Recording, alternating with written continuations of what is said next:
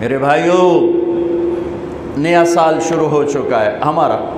دیکھو، جنوری بھی اللہ کا اور محرم بھی اللہ کا۔ کیوں کہ چاند بھی اللہ کا اور سورج بھی اللہ کا۔ یہ بھی تعصب کی بات ہے کہ یہ کافروں کا سال ہے، یہ مسلمانوں کا سال ہے۔ سورج جب اللہ نے بنایا تو سورج کے گرد کا کیلنڈر بھی اللہ کا، جب چاند اللہ نے بنایا تو چاند کا کیلنڈر بھی اللہ کا۔ جب سورج اللہ کا ہے اور چاند اللہ کا ہے تو یہ سال ہو یا وہ سال ہو، دونوں ہی اللہ کے ہیں۔ تقسیم ہے، اللہ نے اپنے محبوب کی امت کو چاند کے گرد گھمایا اور باقیوں کو سورج کے گرد گھمایا، لِتَعْلَمُوا عَدَدَ السِّنِينَ وَالْحِسَابَ، تاکہ تم سال اور مہینوں کا حساب کر سکو۔ چاند کی گرد ہمیں کیوں گھمایا؟ کہ سورج کا کیلنڈر نارتھ پول پہ فیل ہو جاتا ہے، وہاں سورج نکلتا ہی نہیں 6 مہینے۔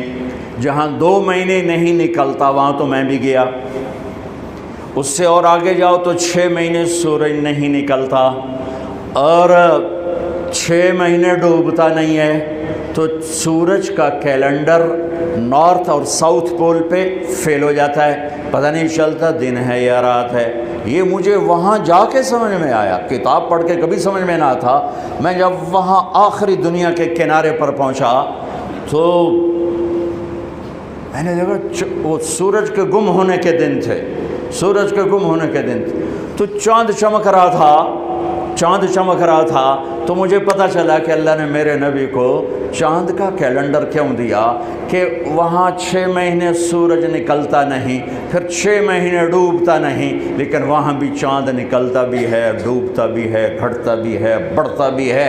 وہاں اگر کوئی مسلمان رہتا ہے تو چاند کو دیکھ کر اپنا نظام صلاۃ بنا سکتا ہے، روزے کا بنا سکتا ہے، نماز کا بنا سکتا ہے، سورج سے نہیں بن سکتا۔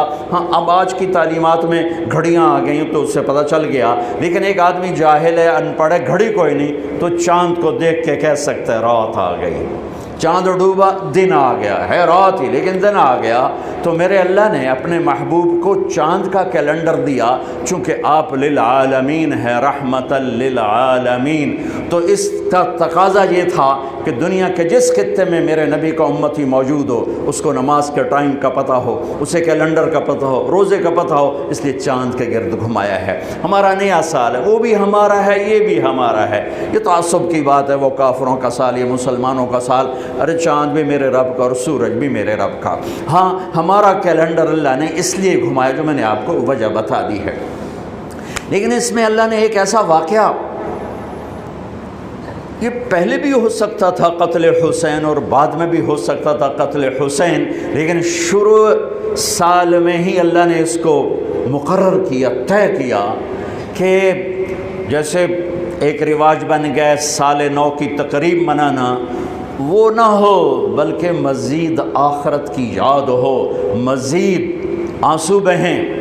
دنیا میں آج تک کسی واقعہ پر اتنے آنسو نہیں بہے۔ 1378 سال ہو چکے ہیں کربلا کے واقعہ کو، 1378 سال گزر چکے ہیں، کوئی سال اور آنسوؤں سے خالی نہیں گیا۔ دنیا میں کوئی ایسا واقعہ نہیں ہے جس پر اتنے آنسو گرے ہوں اور گرائے گئے ہوں اور گرتے ہی جا رہے ہوں اور گرتے ہی رہیں گے جب تک اسلام باقی ہے اور جب تک مسلمان باقی ہے۔ ایسا المناک واقعہ انسانی تاریخ میں نظر نہیں آتا جو لکھی ہوئی ہے، لکھی ہوئی کی بات بتا رہا ہوں، اور میرا خیال ہے جو نہیں لکھی اس میں بھی کوئی نہیں ہوگا، چونکہ انسانی تاریخ میں کسی نبی کی نسل ایسے ذبح نہیں ہوئی جیسے میرے نبی کی نسل ذبح ہوئی۔